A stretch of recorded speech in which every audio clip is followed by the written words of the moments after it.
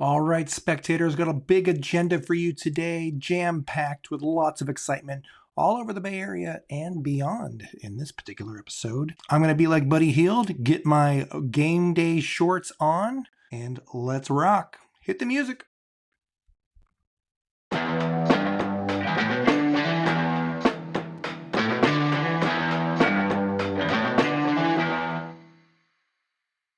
Wow, early May. Here we are, Silicon Sports Spectator. Thanks so much for joining me for this episode.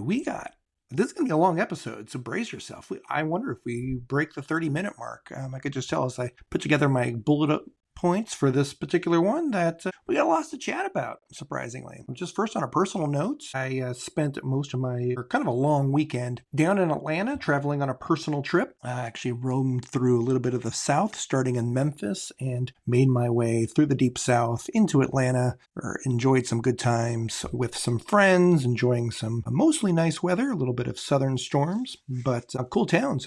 First off, just from a sports perspective, since it may be of interest to you, Memphis wasn't much sport activity going on there, but certainly a nice place to grab some good southern food, listen to some music. I stayed at the Bass Pro Shop, so that's the giant pyramid there in downtown Memphis, right on the river. You can't miss it from the skyline, but it was a cool outdoorsman retreat. Not that I would necessarily describe myself as such, but live in the fantasy, right? Cool times. I didn't really get a vibe for it as a sports town. Again, really, they just have Memphis as their one professional team with the Grizzlies there. Shout out to that community because I know it's a tough place to play on the road, but maybe it's because it's the only professional team that they have there that draws a very loyal crowd in the off season there. That the attention maybe turns to college basketball, college football, and maybe even some NASCAR and all typical Southern sports. But it was a good time. Atlanta, though, I think definitely shined as a sports bar. I didn't go to any events while I was there. Did I say sports bar? I meant a sports city. I went to a few sports bars, though, let me tell you. Again, it's kind of almost a distant memory now. Was it the 96 Olympics with Atlanta hosting there? There's still remnants. Of course, Centennial Park is still there as kind of the main backdrop for those old Olympics and has the signage and all that. A lot of the facilities, though, have not. But that 90s thing is kind of a distant memory now, aside from the park, though, just meaning that I don't think the facilities there or the infrastructure that was created for that big event, still exists. Downtown Atlanta, I won't say it was rough. Parts of it were kind of rough. Atlanta's charm, I think, is outside of its downtown core and in some other neighborhoods. Those are the ones that I largely explored. Though they do have a nice stadium district. I don't know if that's officially what they're calling it, but it's where Mercedes-Benz Stadium is, where Falcons play. The Atlanta Braves are kind of on the far end of town, in Truist Park, kind of on the far north end, a new developing area. But the Hawks play downtown, right in this area. The MLS squad, who were hosting a match that weekend that I was in town. Big buzz around the MLS team. What do they call it? It's Atlanta United, excuse me. So just around that stadium district is a lot of nicer, newer bars and so forth. The Braves were playing the weekend that I was there, as well as the Atlanta United for MLS. And let me tell you, the MLS, maybe because I was traveling on the MARTA there, which is their public transportation, trains going throughout town and so forth. And so it was jam-packed with those fans. But there was a big energy around that. So I'm happy to see that. A town that really supports their teams. I didn't get that vibe so much for the Braves, and it was the Dodgers were in town. So obviously a big draw there. Tickets were a little pricey, but nevertheless, was interested in checking that out. I think all in all, I would love to explore it some more from a sports perspective, but checking it out was a lot of fun. Speaking of MLS, let's kick off things with soccer reports. Back in the Bay Area, Earthquakes had a couple of matches. First, just over the weekend, their MLS match. They had a nice win over Portland, 4-1. Great to see that. Our boys Chicho Arango and Christian Espinoza both had great games, 3-point games for the both of them. Yeah, 2 goals for Christian Espinoza and a goal and 2 assists for Chicho Arango. Good stuff, guys. They're also elected to man of the match for that week in MLS. Great to see. The Earthquakes also had a match in the Lamar Hunt U.S. Open side tournament going on, and their opponent for that match, Sacramento Republic FC, San Jose Earthquakes prevailing in this match 2-1 against their cross-state rivals. Good stuff there. Nothing to tell in there that the Earthquakes will now advance to the round of 16 in this U.S. Open Cup tournament. One interesting note I actually want to talk about related to Sacramento, actually, and well, this does have a Bay Area tie-in, so let me get to that. In part qualify for this particular round, Sacramento faced a club, El Farolito. El Farolito is an amateur team based out of San Francisco, and they're known as the Burrito Boys. I read this great article on ESPN about this club. They're an amateur club, and they're owned by San Francisco-based burrito shop right in the Mission. And I'm thinking, okay, that's anecdotally a little interesting, but there's a great history to this club dating back, well, quite a while ago. Farolito has played under many different names over the years, but they've been this amateur status for pretty much throughout their existence, and it's a pretty historic one. The key to this amateur club, though, that in 1993, they actually won this U.S. Open Cup tournament as an amateur squad. That's right, they won the whole thing.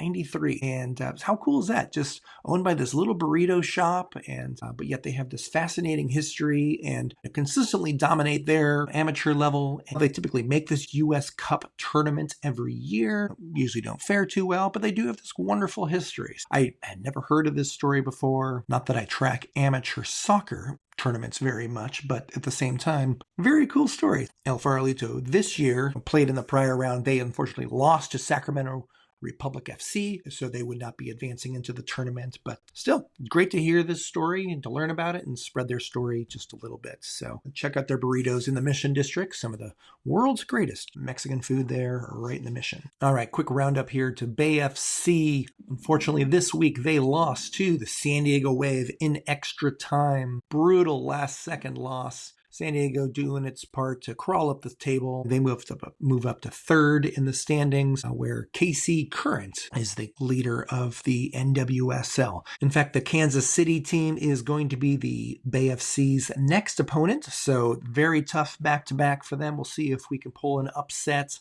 there. Bay FC currently sitting at 10th outside of the playoff picture, looking to move up. All right, next over to hockey. Hockey season never ends around here. I love this. First off, the San Jose Sharks were closely monitoring the NHL lottery draft. The Sharks had the overall best odds to win the first overall pick. However, when watching the broadcast and a very confusing set of rules to pull this pick, it took me a long time, like multiple days to figure it out. Shout out to my boy Brad, who I literally had to call as my inexpert mathematician to be like, how on earth did they come up with these rules? We figured it out. I'm not even going to try to explain it, but needless to say, took your boy a little while to figure this out. Needless to say, too long, don't read. But the Sharks end up with the second overall pick. They did not get the first. The New York Islanders, who had almost the longest odds to get the first overall pick, they end up getting the first overall pick. We'll see who they end up picking. Right now, the early preseason money is on defenseman Matthew Schaefer, who I thought was going to be a great fit for the Sharks. Still yet to be that. If not the second pick, or they're saying the second overall pick would likely be Michael Misa, a center out of Saginaw, I believe, in the OHL. He had a fantastic year for that amateur club. I think the Sharks can't go wrong with either a defenseman or this top-rated center here. It'd be a great pickup either way if the Sharks get one of those two guys. Those two seem to be the consensus 1-2. They're talking about some other picks as well. Could the Sharks maybe even trade that pick, move down the draft a little bit? We'll see, as long as they acquire some maybe additional players or some extra draft capital. The Sharks also have a second pick in the first round as well. 2 second-round picks as well. Lots of draft picks, high level, for us to choose from in both this year as well as next year. Whether we use those as trade assets or just continue to draft young players for our rebuild. Anxious to see what Mike Greer and the Sharks front office select this time around, but watch for that second pick overall. The players themselves are still in some action, at least a few of them. Macklin Celebrini getting ready to play in the World Championships. That tournament happening. In fact, it was just announced that, again, some other NHL greats are joining that squad. Most notably, Sidney Crosby is going to be playing alongside Macklin Celebrini. I think it's great to have that leadership there. I think Macklin talked about him being one of the favorite players that he's wanted. It's funny I still think of Sidney as, Sid the Kid, this young superstar when he's really this super experienced veteran now. And I still think of him as this kid. But Celebrini, in a warm-up game for Team Canada in preparation for this tournament, they played against the Hungarian national team. Not exactly a hockey powerhouse. Canada prevails pretty easily in that one, 6-0. But Macklin Celebrini, the real star of that game, had 4 points, a goal and 3 assists. Yeah, I just love this extra bit of experience that he's getting. Anxious to see him play along some better competition and superstars in this tournament. So I'll be watching that tournament, which begins this month. Macklin was also named as a finalist for the Calder Trophy. That's kind of the least surprising news story around these hockey parts, but we'll see how he fares. His competition for that one is Houston, the defenseman for the Montreal Canadiens, and Dustin Wolf, our boy from Gilroy, the goaltender for the Calgary Flames. Watching that one as well. Macklin, good luck in the tournament and with those awards. Over to baseball here, and first a funny story, just on a personal note, is that you've heard of the Savannah Bananas and Banana Ball, right? I've been really anxious to see one of their games. Great entertaining, family fun. They've been barnstorming around the country, playing these fun games, but these tickets are proving extremely difficult to get your hands on. They only sell them through a lottery. And so last year they came to Sacramento, I think it was, and I couldn't land tickets for that one. I was disappointed in it. But this year I actually won that lottery and the chance to purchase tickets. Kind of annoying that we have to do that, but but the demand is that high. Of course, the lottery that I won is for Norfolk, Virginia. Now, this is where my brother and some of my extended family lives, so I think that's why I circled that as a possible location. So we'll see if that's something that I end up doing. The game would be in July. Meanwhile, I think they do come to California. I'm not sure how close they get to the Bay Area, though. If you do get the chance to check out the Savannah Bananas, at least check them out on YouTube and stuff, just for the fun highlights and all that. Think of them as like the Harlem Globetrotters of baseball. Maybe that's even underselling them a little bit. They're a ton of fun. Some great gimmicky things, pitchers on stilts and dancing umpires and crazy rules and all that. It's really a fun, fan-centric experience, and tickets proving hard to get, but if you get your hands on them, do let me know. All right, let's take a quick look at the Giants, who at 24-14 as of this day are, again, still holding strong in the NL West.